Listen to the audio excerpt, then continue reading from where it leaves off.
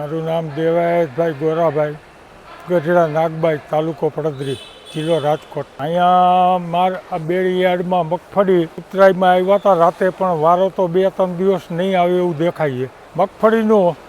બરાબર, બાકી તો કાંઈ બીજું અત્યારે વાવેતર છે જ નહીં. અને હવે ઘઉં ને બિયારણ નહીં લેવું છે તો આ મગફળી વેચાય કાંઈક તો 50% લઈ શકી, નકર મળે એવું નથી. ભાવ અત્યારે 900 થી 1100 જેવા દેખાય છે.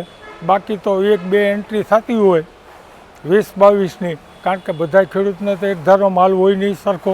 મિનિમમ 1800 થી 2000 હોવા જોઈએ, કારણ કે ખાતર, બિયારણ, દવા બધું મોંઘું થયું અને આ સસ્તું થાય છે. એ પેકેજ તો સારું છે, પણ એ તત્વરે બધાને આપે.